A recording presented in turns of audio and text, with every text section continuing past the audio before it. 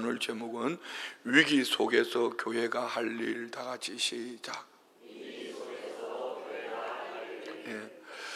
자, 우리가 살아가면서 위기라고 말하는 이 환난이나 시련이나 역경이 없으면 얼마나 좋겠습니까? 근데 예수를 믿든지 안 믿든지 살아가는 모든 인생 속에는 이런 다 위기가 있습니다.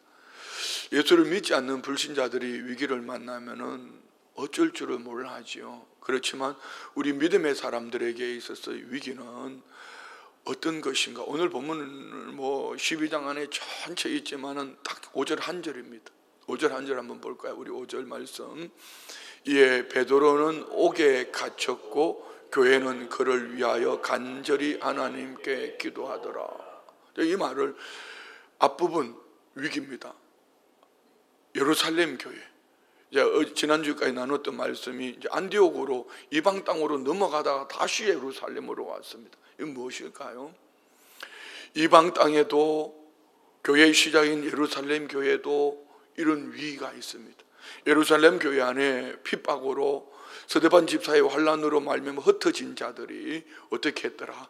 그들은 여전히 자기 생각 가치관만 가지고 살아가는 그들에게 헬라인 몇 사람이 이방 사람들에게 복음을 전했습니다.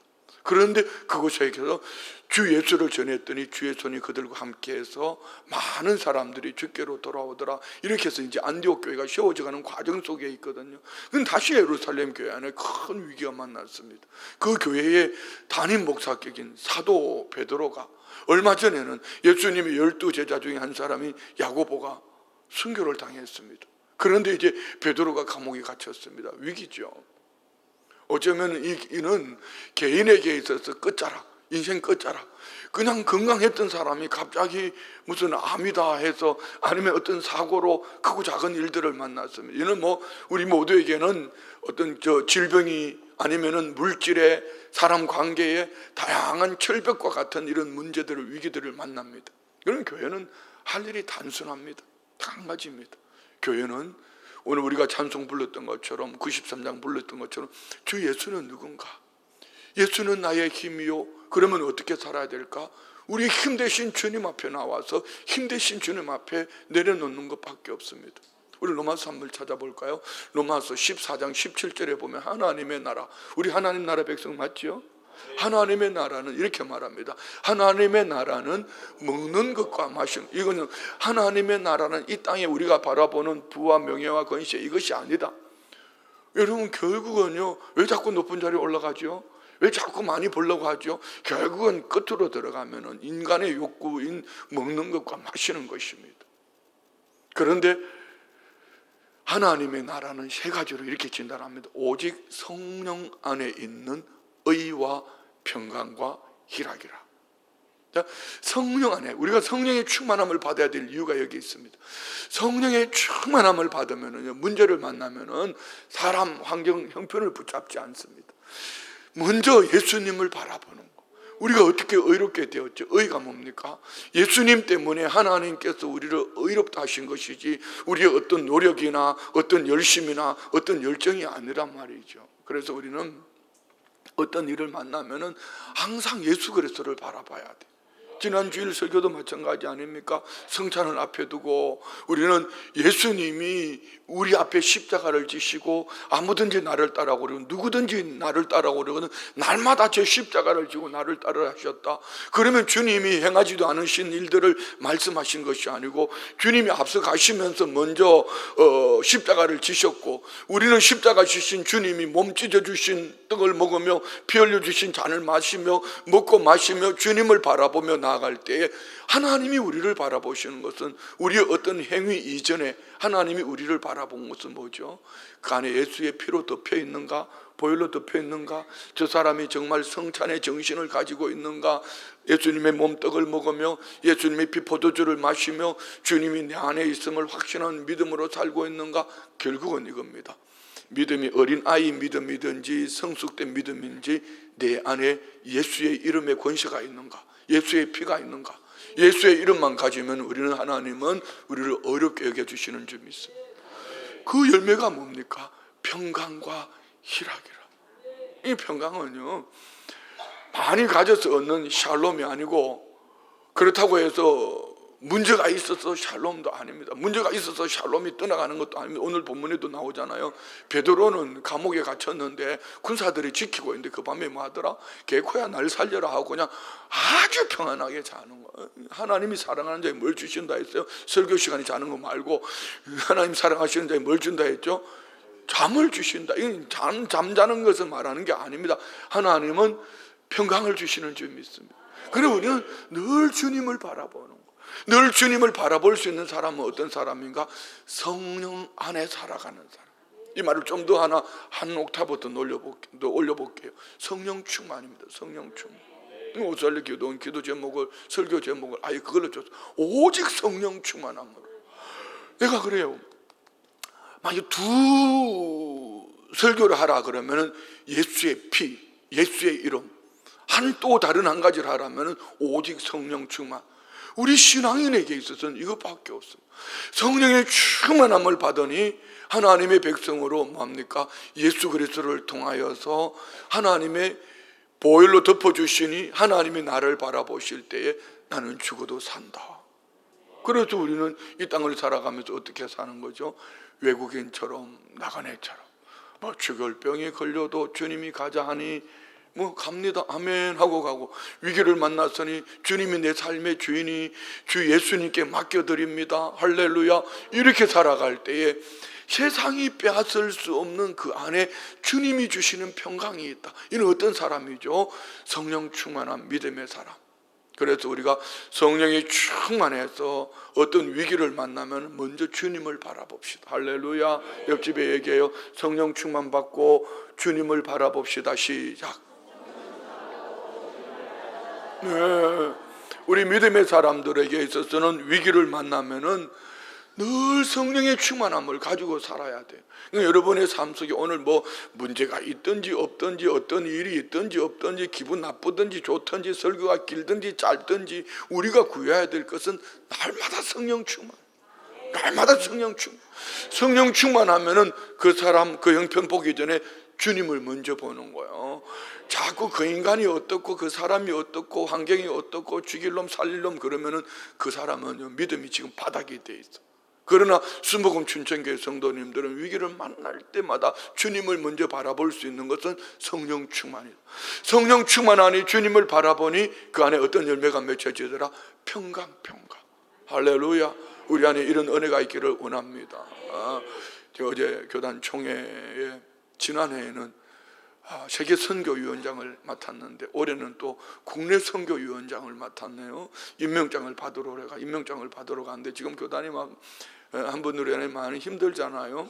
그런데 정작 그 본인인 주변 사람들이 막 모함하고 막 난리가 났어요. 그런데 정작 그 화살을 맞고 있는 본인은 너무 평강해요.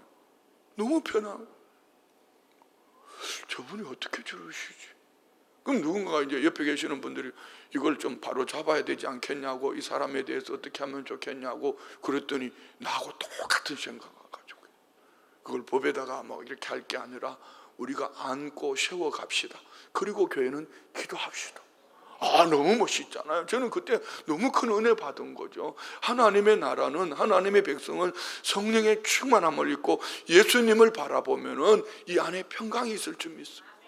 그리고 또 따르는 한 가지가 뭐죠? 기쁨이요. 기쁨. 희락. 자, 여기 우리 성도들이 살아가는 방법이에요. 그러면 여러분 반대로 이렇게 한번 생각해 봅시다. 내 안에 기쁨이 없다, 내 안에 평강이 없다, 예수님을 안 바라보고 있는 거죠. 수평적인 관계 속에서 지금까지 살아온 내 경험이나 이것을 가지고 저 사람이 내게 이렇게 했어? 저 환경 때문에 난 어떡하지? 이 병 때문에 잘못되면 어떡하지? 여러분, 결국 끝자락에 가서는 그렇게 가는 거예요. 오늘 새벽에 설교를 하고 나니 갑자기 어지럼증이 오는데요, 이런 비틀비틀할 것 같아요. 그래서 오늘 아침에 목회자들 기도회 가다가 안 되겠다, 가서 좀 쉬었어요. 이제 젊은 제가 이렇다면 여기 계신 어르신들은 날마다 이런 정시가 나타나는 거야. 그것 때문에 어떡하나, 교회 가다가 잘못되면 어떡하나, 이렇게 하면서 안 오면은 그렇고, 이게 다 오셔가지고 이렇게 앉아가지고 그 찬송 부르시는 그 시간에 또 화장실 다녀오셔도 괜찮아. 지금도 앉아 계시잖아. 같이 한 거죠 뭐. 같이 한 거죠 뭐. 이런 거죠. 여러분, 우리 모두 그런 거예요. 자기들 젊다고 뭘 그런 생각하지 마라. 며칠만 있어봐 자기들도 똑같이 돼.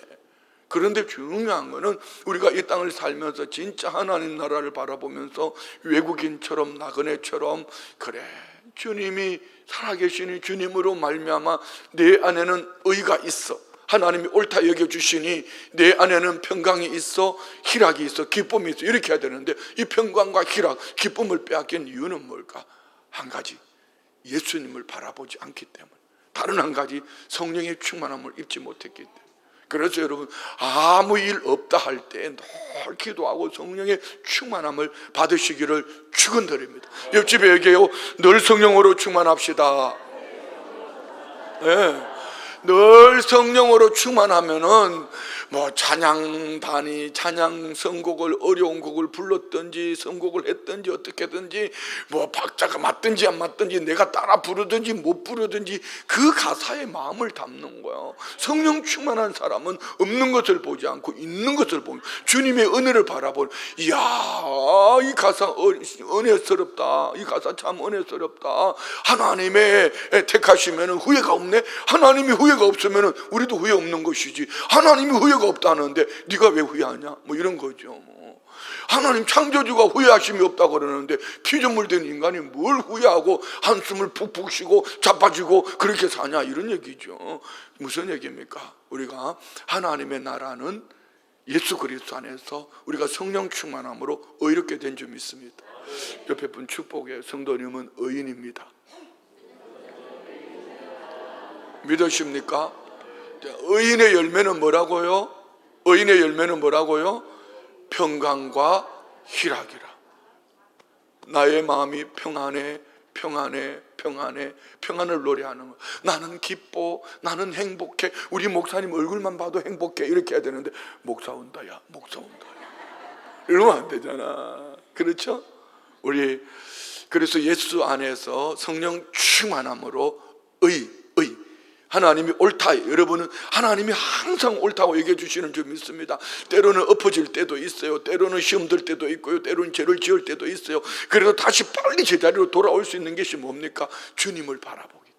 주님을 바라보면 하나님이 옳다, 네 옳다, 내게로 잘 돌아왔다. 그럼 주님 안 바라보고 그 길로 계속 가면 이게 저걸 어떻게 다시 돌아오게 해야 될까? 아닌데 저거 어떻게 돌아오게 하지? 그러면 하나님이 다리를 분지르든지 아니면 어깨를 분지르든지 해가지고라도 돌아오게 하는 거죠. 그러니까 우리는 매사에 항상 주님 바라봅시다.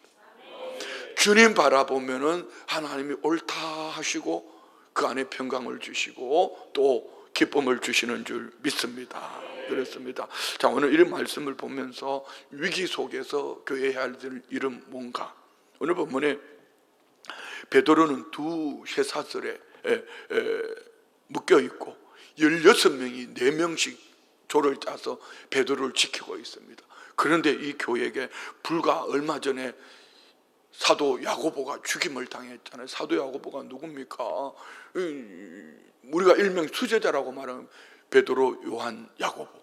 항상 주님이 중요한 자리. 그런데 교회의 핵심 인물인 이 야고보가 순교를 당했어요. 1절 2절 말씀 보세요. 1절 2절. 그때 헤롯 왕이 손을 들어 교회 중에서 몇 사람을 헤아려 하여 요한의 형제 야고보를 칼로 죽이니. 자, 여러분 보세요. 이 야고보가 순교를 당했어.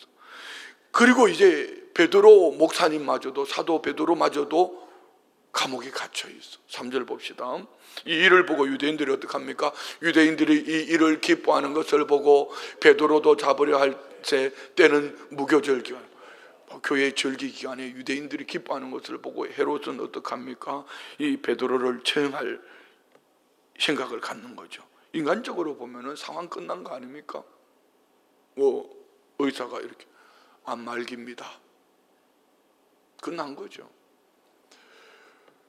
사업이 부도나서 길거리로 내앉게 되었습니다. 끝난 거 아닙니까? 환경으로 보면.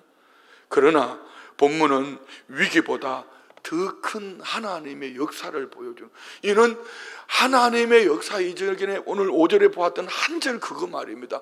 교회는, 성도는 위기를 만났을 때 어떻게 해야 되는가, 이런 얘기죠. 교회가 무너질 것 같고 교회는 막 금방 어떤 일이 벌어질 것처럼 보여지지만, 교회가 위기를 만났을 때 그들이 할 수 있는 방법은, 환경으로는 할 수 있는 게 아무것도 없더라. 자, 교회는 위기를 만났을 때 뭐 하더라? 첫 번째 봅시다. 위기 속에 교회는 간절한 기도의 자리로 모이더라. 이게 우리 평소에 훈련이 돼야 돼. 평소 간절히 좀 기도하자 그러면은 20분 종만 치면 가버리니까, 간절히 간에 뭐 저림이 오다가도 맛을 보다가 가버리니까, 목사는 늘 이렇게 얘기하지만은 뭐 집에 가면서 간절히 기도하려고 믿습니다. 또 집에 가셔서 또 1시간 이상 기도하리라 저는 생각을 합니다. 아무도 아멘 안 하는 거 보니까 믿을 수는 없을 것 같고요. 5절 말씀 보세요. 5절 다 같이 시작. 이에 베드로는 옥에 갇혔고 교회는 그를 위하여 간절히 하나님께 기도하다. 자, 이 한 절 안에는 환경과 성도가 해야 될 일, 위기와 성도가 가장 큰 축복받는 비결을 여기 말씀하고 있는 것입니다. 한편에는 감옥이 있고 쇠사슬에 매여 있고 군인이 4명씩 4패로 나눠서 지키고 있고, 그러나 다른 한편에서 성도는, 교회는 간절히 기도하더라. 오늘 우리 안에 연애가 있기를 원합니다. 옆집에 한번 성도님 주변에 아무 일 없냐고, 무슨 일이냐고 물어봐요. 다 같이 시작. 물어봐. 좀 물어봐요. 예. 자, 답은 이겁니다. 옆집에 얘기해요. 간절히 기도합시다. 시작. 할렐루야. 어제 총회 갔을 때에 저 동탄 승복음교회 목사님을 뵀어요. 만났는데, 목사님 다음번에는 그런 세미나 있을 때 연락 좀 해줘요. 그랬어요. 내가 생각 못했네. 꼭 연락드릴게요. 너무 좋은 게, 목사님이 목회자들만 모아놓고 2시간 반을 설교를 하더라고. 그런데 목사님들이 그 설교를 듣고 일어나가지고 2시간 반을 기도하는 거. 나 영상 다 봤어. 와, 목사님들이 일어나가지고 막 기도를 뭐 이렇게 기도하는데요, 이 2시간 반을, 조금 하다 말겠지 했는데 2시간 반을 그렇게 기도하더라고. 그러니까 어제 그 목사님 목이 다셔. 목사님 다음에 연락할게요. 자, 여러분, 낭낭한 목소리 가지고 천국 가는 거 아닙니다. 잘 부르는 노래 가지고 천국 가는 거 아니란 말입니다. 교회는 간절히 기도하더라. 이는 예수님이 이미 누가복음 22장에 보면 예수님이 그렇게 기도하셨잖아요. 주님 십자가를 앞에 두고 겟세마네 동산에서 그렇게 기도합니다. 한번 찾아봅시다. 우리 누가복음 22장 44절. 예수께서 힘쓰고 애써 더욱 간절히 기도하시니 땀이 땅에 떨어지는 핏방울 같이 되더라. 할렐루야. 아멘요. 자, 여러분 봐요. 기도는 노동입니다. 기도는 노동입니다. 우리 성도님들이 보면은 이제 우리 회개 기도문을 하는 분들이 많거든요. 회개 기도문 겨울에 바깥에 나가면은 막 할 수가 없잖아. 춥고. 그러니까 이 성전을 돌면서 회개 기도문을 들고 1시간을 읽으면서 합니다. 다닌다. 땀이 바지직 나요. 여러분, 이 성전 안에 1시간 도는데도 땀이 나는데, 여러분 기도할 때는 진짜 간절한 기도를 하면은요, 창자가, 어르신들 말로 하면은 창세기가 땡겨서 막 끊어지는 것 같아요. 막 간절히 그렇게 봐요. 위기 상황인데 여러분 잠이 옵니까? 편안하게 주여 주시옵소서 이렇게 할 수 있습니까? 막 창자가 땡기도록 주님 살려주세요. 우리 아이들 좀 살려주세요. 이렇게 우리 주님은 아버지여 하실 수만 있다면 이 잔이 내게 지나가게 하시고 나의 원대로 마옵시고 아버지 뜻대로 이루어지기를 원합니다. 딱 이렇게 주님 앞에서, 주님이 하나님 아버지 앞에서 이런 기도를 할 수 있었던 이유는요, 간절한 기도가 있었기 때문입니다. 우리가 간절한 기도가 있어야지 하나님께 맡길 수 있는 거예요. 그냥 와서 도장 찍고 가는 거 말고, 새벽에 도장 찍었다, 수요 오전 예배 도장 찍었다, 이거 말고 정말 하나님을 향하고 간절한 마음이 있기를 원합니다. 그래서 저는 예배, 1시간 예배를 여러분 자신이 진단을 해 보십시오.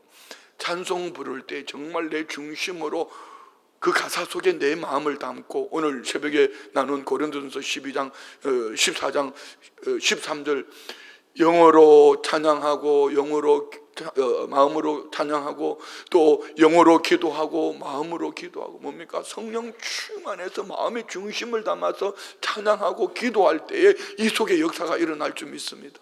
우리 안에 이런 은혜가 있기를 축복합니다. 교회의 기도는 단순한 어떤 종교의 행위가 아닙니다. 그래서 겟세마네 주님이 영혼을 쏟아붓는 기도, 땀방울이 핏방울이 되는 그런 기도를 하셨던 것처럼 우리는 매사에 하나님을 향할 때, 예배할 때 찬송을 부르든지 기도를 하든지, 본문이 길어서 19절 길잖아요. 길어서 본문을 읽든지 아니면은 또 합심해서 기도하든지 뭐 헌금을 드리든지 봉사를 하든지 우리 주님을 바라보며 간절함이 있기를 주의 이름으로 축원드립니다. 왜요? 주님이 그렇게 하셨어요. 그리고 또 중요한 건 이 간절함이 있어야지 나는 죽고 나의 모든 것 내려놓고 주님께 맡길 수 있는 삶을 살 수 있는 거죠. 그래, 따라합시다. 교회는 위기를 만나면은 간절히 기도한다. 시작. 교회만 그러면 안 되죠. 따라합시다. 나는 위기를 만나면은 간절히 기도하겠다. 시작. 우리 선서를 할까? 선서를 손을 들고, 그래서 앞으로 이제 위기를 만나면 간절히 기도 안 하면은 하나님 앞에 다 일러주는, 하나님 지난번에 하나님 앞에 선서했는데 그렇게 해놓고는 기도도 안 하고 자빠져 자요 막 일러줄 수 있잖아. 자, 우리 간절히 기도합시다. 두 번째, 하나님은 기도하는 교회를 위하여 친히 일하신다. 오늘 본문에 보면 그렇게 나와 있어요. 한번 봅시다. 감옥 안에 한번 들어가 봅시다. 6절. 헤롯이 잡아내려고 하는 그 전날 밤에 베드로가 두 군인의 틈에서 두 쇠사슬에 매여 누워 자는데 파수꾼들이 문 밖에서 옥을 지키더니, 아멘. 처형 전날 밤, 이제 내리면 처형을 당해야 되는데 베드로는 어떡합니까? 잠들어 있다. 어떻게 이렇게 평안할 수 있죠? 이것이 믿음의 사람들의 모습입니다. 조금 본질적으로 좀 더 깊이 들어가면 베드로 안에는 성령 충만함이 있었고, 베드로 안에는 하나님의 말씀이 있었어요. 베드로에게 하나님이 말씀을 주셨잖아요. 요한복음 21장 18절에 예수님이 베드로를 회복시켜 주실 때 뭐라고 말씀하셨다? 같이 시작. 내가 진실로 진실로 내게 이르노니 내가 젊어서는 스스로 띠뛰고 원하는 곳으로 다녔거니와 늙어서는 내 팔을 벌리니 남이 내게 띠뛰고 원하지 아니하는 곳으로 데려가리라.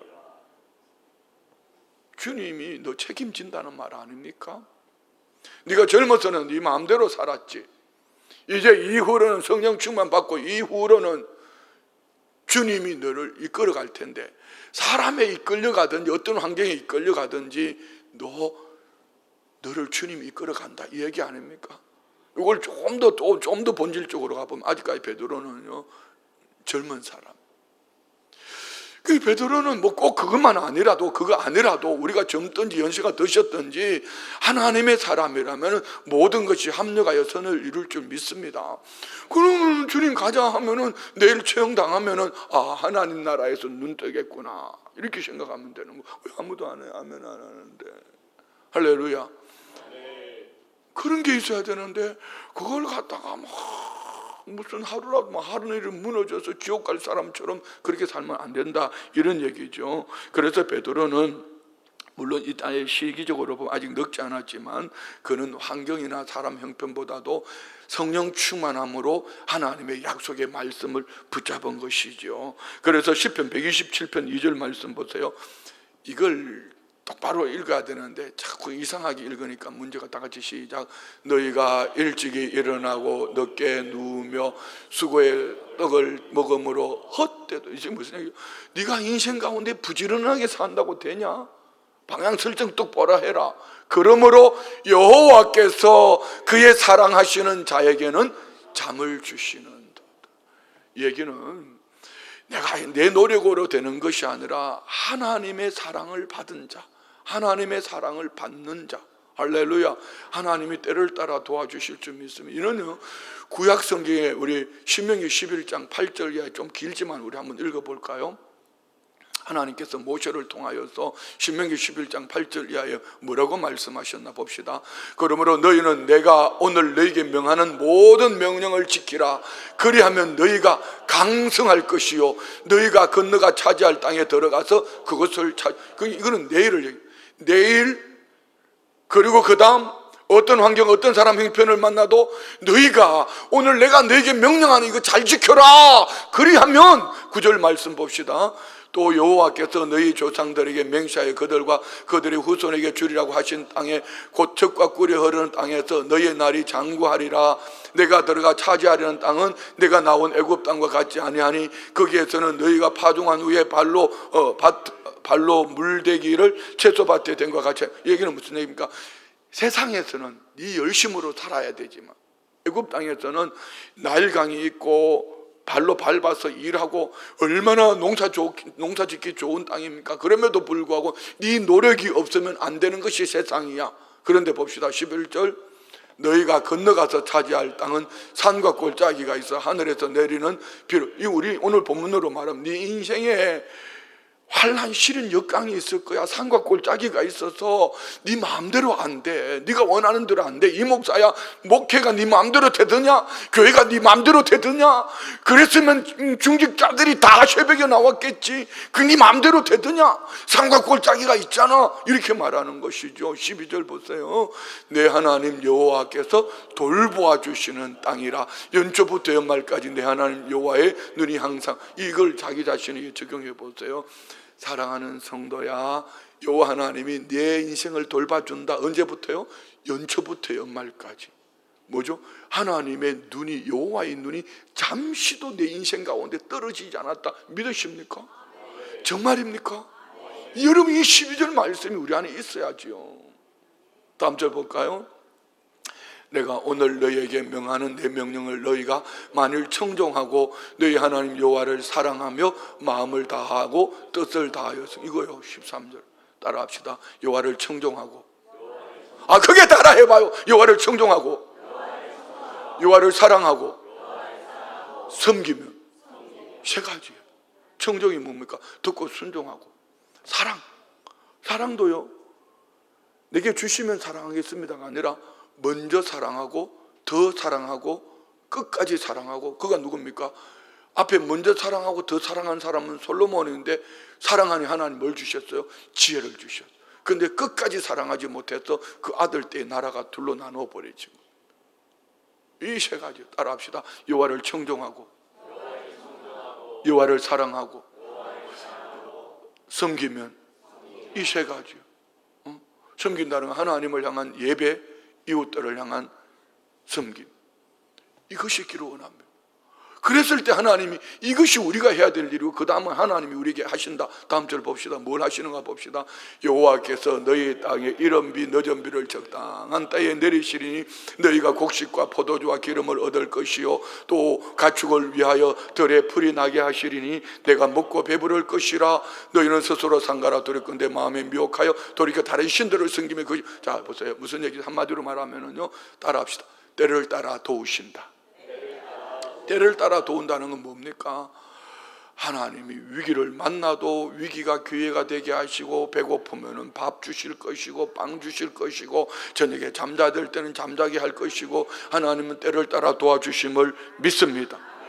뭐 하는 사람에게? 우리가 방향 설정이 하나님 앞에 잘 돼 있어야 돼요. 여호와를 사랑하고, 여호와를 청종하고, 여호와를 섬기면은 하나님은 때를 따라 도와주시겠다. 믿으시면 아멘. 그럼 하나님의 역사가 오늘 본문으로 다시 들어가 봐요. 하나님 어떻게 역사하시는가? 7절 말씀 보세요. 7절 다 같이 시작. 호련히 주의 사자가 나타나며 옥중에 광채가 빛나며 또 베드로의 옆구리를 쳐 깨워 이르되 급히 일어나라 하니 쇠사슬이 그 손에서 벗어져. 베드로는 감옥에 갇혀 쇠사슬에 매여 있는데 하나님이 주의 천사를 보내가지고 막 베드로를, 잠자는 베드로를 옆구리를 쳐서 깨우는 거야. 일어나라 베드로야. 얼마나 깊이 깨우는 거. 그리고 10절 말씀 보세요. 10절 이에 첫째와 둘째 파수를 지나 시내로 통한 쇠문에 이르니 문이 저절로 열리는, 이런 말씀 읽을 때 여러분 희열이 있어야 돼. 기쁨이 있어야 돼. 내가 문을 열지도 않았는데 문이 저절로 열리는구나. 축복의 문이 저절로 열리는구나. 건강의 문이 저절로 열리는구나. 자녀의 인생의 은혜의 문이 저절로, 이런 것이 적용이 돼야죠. 큐티가 뭡니까? 이런 거 아닙니까? 그래, 내가 여호와를 사랑하고 여호와를 청종하고 여호와를 섬기면은 하나님께서 평강을 주시는데, 하나님의 나라는 의와 평강과 희락이라. 내 안에 하나님과 올바른 관계, 예수 그리스도로 살고 있는가? 내 안에 진짜 평강이 있는가? 희락이 있는구나. 그리고 하나님 앞에 믿음으로 아멘 아멘 하고 가면은 문이 열리는 거예요. 첫째 문이 열리고 둘째 문이 열리고, 할렐루야. 문이 어떻게 열리더라? 누가 와서 열어줬더라? 아니면 저절로 열리더라? 하나님이 열어주신 거예요. 이 축복의 문이 열릴지어다. 건강의 문도 열려질지어다. 자녀의 삶의 인생의 문이 열려질지어다. 우리 교회의 부흥의 문이 열려질지어다. 전도의 문도 열려질지어다. 할렐루야. 이 문이 저절로 열리는 거죠. 우리가 해야 될 일이 뭡니까? 교회는 위기를 만나면은 간절히 기도하는 거. 말씀 다시 올려주세요. 한번 봐요. 문이 저절로 열린지라 나와서 한 거리를 지나며 천사가 곧 떠나더라. 예. 어디까지요? 하나님은요, 우리가 할 수 없는 데까지 쫙 인도해 주셔. 할 수 없는 데까지. 그리고 딱 할 수 있는 데까지 와서는 천사들이 쫙 떠나가는. 그러면 베드로는 뭐에 길들여져 있는 사람이요? 오순절 마가의 다락방 이후에 그는 기도에 길들여져 있는 사람. 중심이 교회입니다. 그러니까 옥에서 딱 나오자마자 집으로 가서 여보 나 살아. 베드로 장가 갔지. 여보 나 살아왔어. 이렇게 말하지 않고요. 어디로 가요? 교회로 가는 거야. 왜? 오순절 마가의 다락방에 임했던, 성령이 임했던 그 교회 안에 이제 메가처치 교회가 됐는데, 교회가 막 2만 명이 넘는 성도들로 모였음에도 불구하고 그 교회는 그 기도하는 그 자리를 떠나지 않더라. 이 베드로는 너무 잘 알고 있죠. 그래서 그곳을 향해 가는 겁니다. 자, 그래서 우리는 이런 하나님의 은혜 역사는 교회가 기도할 때 하나님은 내가 할 수 없는 일을 해주시는 줄 믿습니다. 이것이 믿어져야 돼요. 누가 막 질병이 들었다 그러면은요, 온 가족 모두가 깨어있어 기도해야 되는데, 뭐 간병한다고 뭐 교회도 안 나오고, 이거 또 걸리면 안 되는데, 뭐 간병할 사람은 있어야죠. 그렇지만 온 가족 모두가 같이 시름시름해버리면 안 돼. 그때 누군가 영적으로 깨어있어 우리가 이때는 기도해야 될 때다. 기도해야 될 때. 여기 보니까 제가 초신자도 아니고 신학교 다닐 때 말입니다. 우리 저희 장인이 위암이 걸렸어요. 위암. 그러니까 안산 그 나성, 안산 여러분 이거는 안산 시내 중심입니다. 시내 중심에 도로가 바로 한 옆에 볼록 옆에 2층 집에 저희가 살고 있고 1층 집에는 우리 처갓집이 있었어요. 그런데 거기 막 팔남매들이 다 모여가지고 밤마다 부흥이라는 저녁마다 매일 저녁에, 그 나중에는요 이 장인이 막 손을 박수를 얼마나 쳤던지 손바닥이 갈라지고 막 피가 터지고 이랬어요. 그 하나님이 고쳐주셨어. 그 어르신이 고침받고 그냥 그대로 살았으면 좋았을 텐데, 이제 좋아지니까 또 막걸리 한 잔 드시기 시작하더라고. 그럼 그 길로 가셨어. 그 시간은 좀 있지, 인터벌이 이렇게 있지.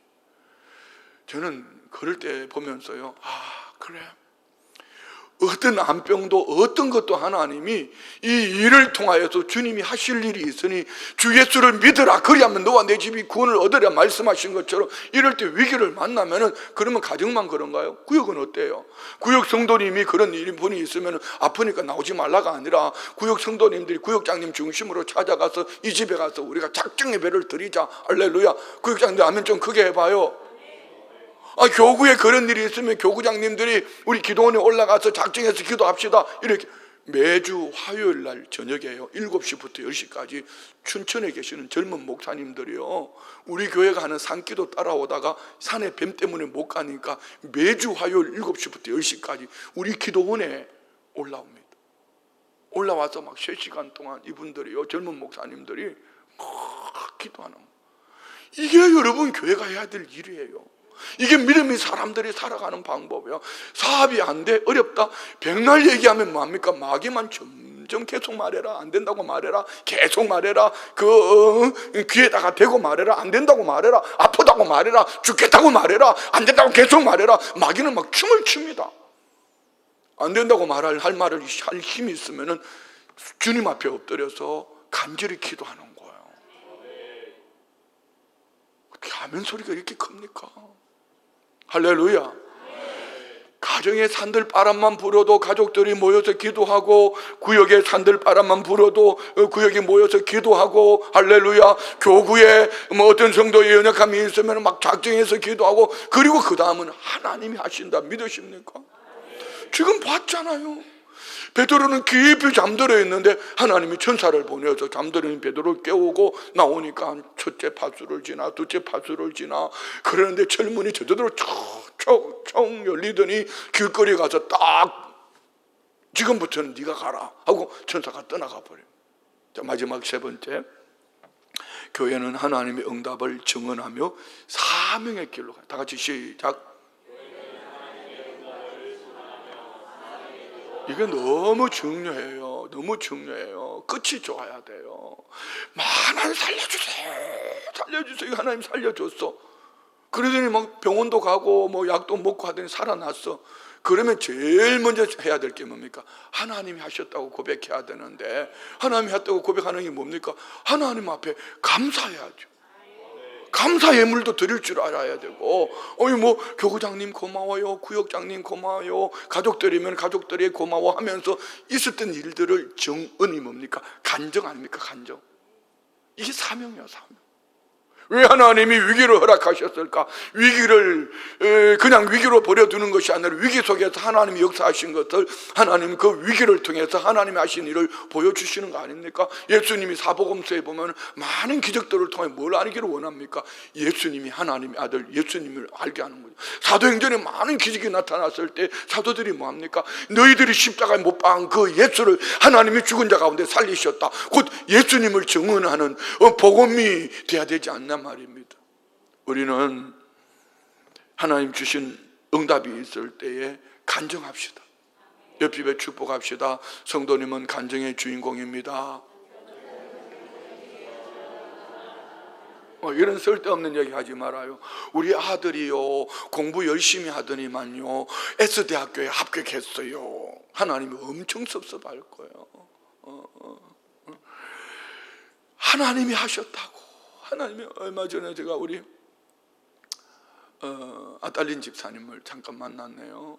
예배 왔다가 주일날인가 그래서 기도해 주려고 그랬더니 이제 우리 안수 집사님도 열심히 하고, 그래서 안수 집사님 이번에 선거에서 뭐 큰 일을 맡으셨어요. 군수님 뭐 이거 회계를 맡아서 큰 일을 했어요. 그래서 너무 잘했다. 그러면서 또 나는 내심 목사니까 뭐 그 군수님 저도 아니까 그 군수님이 우리 안수 집사님이 좋은 자리 좀 주지 않을까 이렇게 하면서 얘기했더니 딱 첫 마디가 뭔지, 목사님이 하나님이 하실 거예요. 그거 안 해도 하나님이 하실 거예요. 나는요 너무 은혜 받. 이야, 우리 교회 이런 집사님이 담임 목사 앞에서 말끝마다 목사는 그 군수가 좀 안 해주겠냐 이렇게 말하고 있는데, 이게 거꾸로 된 거예요. 집사가 목사가 되고 목사는 집사가 된 거야. 목사는 뭐 군수가 좀 안 도와주겠냐 뭐 이렇게 얘기하는데, 집사님은 목사님 하나님이 하실 거예요. 그것도 한 번만 얘기한 게 아니에요. 한 번만 얘기한 게 아니에요. 말끝마다 하나님이 하신다고 그러니까 이게 집사가 목사가 되고 목사는 집사가 되고 뭐 이렇게 꿀러댔지만 어떻든 그냥 됐겠어요. 하나님이 그런 은혜를 주신 거죠. 우리 아딸린 집사님 위해서 박수 한번 해.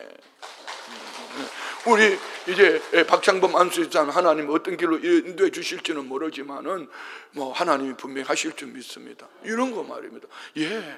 보세요. 베드로는 어디로 갑니까? 봅시다. 12절 말씀 봅시다. 12절. 깨닫고 마가라 하는 요한의 어머니 마리아의 집에 가니 여러 사람이 거기 모여 기도. 여러분 보세요. 이게 초대교회는 이랬어요. 베드로 사도도 자기 집으로 가지 않고 어디로 갑니까? 영적 구심점인 교회가, 기도하는 그 처소가 중심이 되는. 이건 늘 얘기하잖아요. 여러분은 집에서 교회로 옵니까? 교회에서 집으로 갑니까? 1번, 2번 다 같이 시작. 거짓말 시키지 말고 똑바로 말해. 다 같이 1번, 2번. 집에서 교회로 옵니까? 교회에서 집으로 갑니까? 아니, 마음은 교회에서 집으로 가고 싶지만 우리 삶은 집에서 교회로 오는 거 아니에요? 왜? 봐요, 이거 너무 다른 얘기, 똑같은 거리고 똑같은 방향인데 집에서 교회로 가는 것은 파송되어져 사명자로 가는 것이고, 교회에서, 내 말 거꾸로 했나? 교회에서 집으로 가는 것은 사명자가 되어서 파송받는, 교회에서 직장으로, 학교로, 집으로, 이는 사명자로 파송되어서 가서 집에 가서 간증하고, 학교 가서 간증하고, 직장에서 간증하고, 복음 전하고 이런 것이고, 집에서 교회로 오면은 올 수도 있고 안 올 수도 있어. 왜? 집에 꿀단지가 있거든. 집에 오늘 추워, 가기 싫어. 오늘 밥 먹어야 돼, 가기 싫어. 아니, 빨리 밥 먹고 가야지. 밥 먹고 나 배가 팅팅 두드리기, 안 되겠다, 야, 오늘 또 가다 자면 우리 목사님 또 마이크 들고 뛰어내려온다 그럴 텐데 안 되겠다, 오늘 집에서 해야 되겠다. 집에서 됩니까 그게? 자, 다시, 여러분은 집에서 교회로 오시겠습니까? 교회로서 집으로 가시겠습니까? 이제 결정한 거예요. 여러분의 중심은 어디다? 교회다. 이 베드로가 그런 거죠. 감옥에 갇혔다가 내일 죽을 뻔하다. 야, 시급했다, 야, 죽을 뻔했다, 야, 살아났다, 집으로 달려, 여보 나 살아왔다. 이게 아니고, 나를 위해서 기도하는 이 교회로 가야 되겠다. 교회로 달려온 거예요. 교회로 달려왔어요. 그런데 놀라운 일이 벌어졌습니다. 13절 보세요. 베드로가 대문을 두드리는데 로데라 하는 여자아이가 영접하러 나왔다가 14절, 베드로의 음성인 줄 알고 기뻐하여 문을 미처 열지 못하고 달려들어가 말하되 베드로가 대문 밖에 섰더라 하네. 보세요. 이제 문을 베드로가 두들기니까 문을 지키고 있던 로데라 아이가 막 달려, 베드로의 음성을 베드로 사도님이 오셨어 하고 막 달려가서 기도하는데 얘기했더니 어떤 일이 벌었어요. 다음 절 봐세요. 다 알고 있는 거니까 너무 알고 있는 것처럼 읽지 말고 신기하게 한번 읽어봐요. 다 같이 시작. 그들이 말하되 네가 미쳤다 하나, 여자아이는 힘써 말하되 참말이다 하니 그 말이 그들이 말하되 그러면 그의 천사라 하다. 기도하고 믿어요, 안 믿어요? 기도는 시커멓고 안 믿는 거죠. 왜? 우리 다 알고 있는 얘기 한마디 해볼게요. 몇 날 며칠 동안 비가 안 왔어. 교회도 비 오기를 기도하고 가정에서 작정해서 막 비 오기를 기도했어. 그랬더니 다음날 아침에 초등학생 아이가 학교를 가면서 엄마 우산 주세요. 야, 비가 안 와서 가물어서 왜 우산을 달라고 그러니? 그랬더니 이 아이 하는 말, 엄마 우리가 비 오게 해달라고 기도했잖아. 부모 말이 맞는 거예요, 아이 말이 맞는 거예요. 이런 여하는 할 게 많아요. 할 게 많아요. 술집에 불난 얘기도 있고 할 게 많아요. 술집에 불난 얘기 한번 할까요? 시간 다 됐네. 술집에 불난 얘기 한번 할까요? 아니, 2층에, 지하에는 술집이고 2층에는 교회고, 그러니까 막 지하에 밤마다 막 그냥 술집에서 그냥 띵까 하니까 예배를 드릴 수가 없어. 그래서 막 교회가 기도한 거죠. 하나님 저 술집 좀 어떻게 해달라고, 다른 데 이사가게 해달라고 막 간절히 기도했더니 술집에 불이 나버렸어. 술집 주인이 고발을 해버렸네. 왜? 교회가 기도해서 우리가 불이 났다고. 그러니까 이제 판사가 묻는 거예요. 목사님 다 불러놓고, 목사님 그도 절미하고 내 핵심만 얘기하는 거예요. 목사님은 불러놓고 얘기하는 거예요. 목사님이 정말 이 술집에 불나라고 기도했. 아유, 그런 일이 있나요? 우리가 기도한다고 불이 나겠습니까? 이게 목사님이 이렇게 말했어요. 그랬더니 술집 주인은 아니라고, 교회가 기도했기 때문에 불이 났다고. 판사가 어떻게 판결을 내렸다고요? 목사 믿음 없고 술집 주인 믿음 좋고 이렇게 판결을 했다는 거 아닙니까? 기도했으면 믿으세요. 또 있어요. 그냥 그만할게요. 우리 기도합시다. 그리고 반드시 될 줄 믿습니다. 그런데 오늘 지금 뭐 하고 있어요? 그들이 기도하고 있는데 하나님은 베드로를 깨워주셨고 살려주셨고, 베드로는 기도하는 처소로 왔는데 그들이 안 믿는 거. 다음 절 보세요. 다음 절. 베드로가 문 두드리기를 그치지 아니하니 그들이 문을 열어 베드로를 보고 놀라는지라. 자, 이는 하나님의 역사 아닙니까? 자, 그러면 우리는 내가 안 믿어질 때 우리는 어떻게 해야 될까? 비슷한 얘기가 마가복음 9장에도 나옵니다.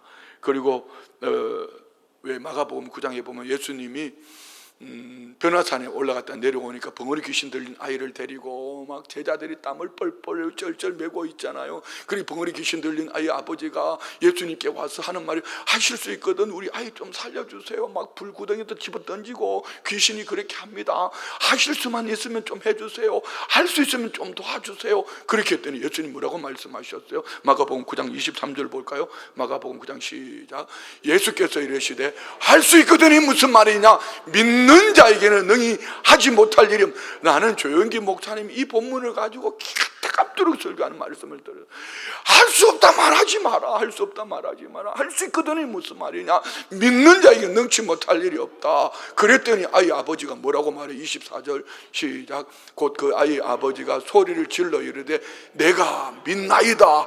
나의 믿음 없는 것을 도와주소서. 여러분, 믿음은 하나님 주신 선물이, 믿음은 크게 두 가지잖아요. 구원 얻는 믿음, 예수 믿음은 구원 얻는 줄 믿습니다. 그러면 환경 속에 얻는 믿음이 뭐죠? 하나님이 이 믿음은 구하여야 된다. 우리 안에 이 믿음이 있기를 원합니다. 이 벙어리 귀신 들린 아이 아버지가 그러잖아요.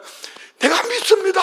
내 믿음 없는 거 좀 도와주세요. 내게 믿음 주세요. 믿음의 선물 주세요. 믿는 거, 이런 거 말입니다. 여러분 안에 이 믿음이 있기를 주의 이름으로 축원드립니다.